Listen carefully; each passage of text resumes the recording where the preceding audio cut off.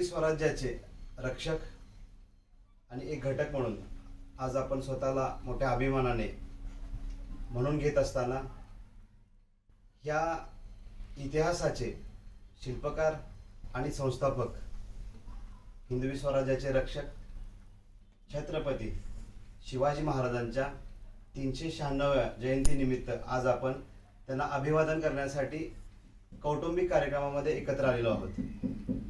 तुम्हा सर्वांना माहिती आहे, आपण गेले 3 ते 4 वर्ष प्रत्येक वर्षी या दिवशी इथे हा कार्यक्रम एक अभिमानाने आणि त्याचबरोबर एक मोटिवेशन आपल्या सर्वांना मिळावं म्हणून करत असतो. हा कार्यक्रम करत असताना विशेषतः तुम्ही जे तरुण किंवा लहान मुलं आहात त्यांना महाराजांच्या बद्दल ज्या गोष्टी आहेत, ज्या तुम्ही इतिहासात वाचता, तुमच्या पुस्तकात वाचतात, त्याच गोष्टीच्या व्यतिरिक्त महाराजांचे काही स्वभाव वैशिष्ट्ये, स्वभाव गुण आणि त्यांनी हा जो रचलेला इतिहास आहे की जो 400 वर्षानंतरही तेवढ्याच तन्मयतेने, तेवढ्याच प्रज्वलतेने हा इतिहास आपल्यासमोर मांडला जातो. त्याचं कारण तुम्हाला माहिती असणं गरजेचं आहे. ही लढाई भारताच्या पारतंत्र्याची होती. ही लढाई ह्या देशाच्या वरती असणाऱ्या परप्रांतीयांच्या आक्रमणाची होती. महाराष्ट्राच्या बाबतीत बोलायचं झालं तर महाराष्ट्राच्या चारी बाजूने, मग इंग्रज असतील, पोर्तुगीज असतील, सिद्धी असेल, आदिलशाही असेल, निजामशाही असेल, अशा वेगवेगळे शत्रू एकाच वेळेस या महाराष्ट्रावरती आक्रमण करत असताना सर्वजण हताश होते. आपल्या महाराष्ट्रात राहणारे सर्व नागरिक हताश होते आणि त्या गुलामगिरीची आणि पारतंत्र्याची, अत्याचाराची आपल्या लोकांना सवय लागलेली होती. हे सगळं होत असताना एक आशेचा किरण म्हणून महाराजांचा शिवनेरीवरती जन्म झाला. फार जास्त आयुष्य लाभणं आणि त्याच्यामध्ये काही न करणं आणि थोडक्यात आयुष्य लाभून त्याच्यामध्ये ऐतिहासिक की ज्याची दखल संपूर्ण जग घेतं, अशी दखल घेण्याचं काम महाराजांच्या कारकिर्दीत आपल्याला दिसतं. त्यांची स्वभाव वैशिष्ट्ये, त्यांचे गुणधर्म एक विद्यार्थी म्हणून तुम्ही जोपासत असताना, बघत असताना, आत्मसात करत असताना त्यांची दूरदृष्टी आपल्याला माहिती पाहिजे. सगळ्यात महत्त्वाचं म्हणजे जगण्याचं कारण आणि उद्देश काय आहे आपला. फक्त आपण आपल्याच पुरतं, स्वतःपुरतं आणि स्वतःच्याच गोष्टींमध्ये मग्न राहणं, ह्याच्याही पेक्षा पुढं काहीतरी जीवनाचा अर्थ असतो, हे महाराजांच्या कारकिर्दीत आपल्याला दिसतं, कामातून दिसत असतं.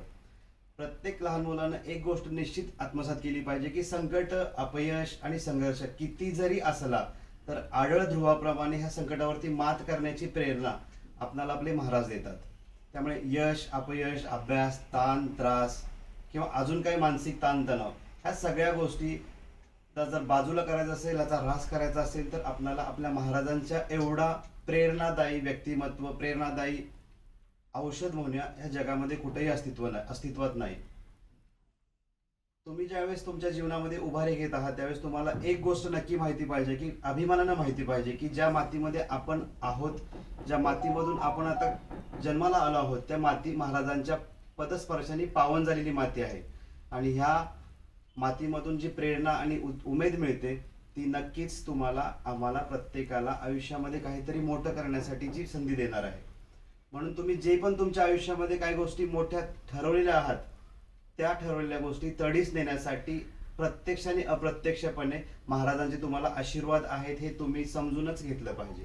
प्रत्येक गोष्ट करत असताना जीवनामध्ये चुकांमधूनच शिकायचं असतं, परंतु जो आपला एक व्यापक दृष्टिकोन तुम्ही ठेवणार आहात की मला ह्या जीवनामध्ये अशा सगळ्या गोष्टी करायच्या, यश, अपयश आणि सगळ्याच गोष्टी संघर्षाच्याही पुढे जाऊन ज्यावेळेस तुम्हाला काहीतरी विजय मिळवायचा आहे त्यावेळेस महाराजांना नेहमी स्मरण ठेवावं, महाराजांचे विचार नेहमी तुम्ही स्मरणात राहावेत, एवढी आजच्या दिवशी मी तुमच्या समोर अपेक्षा करतो.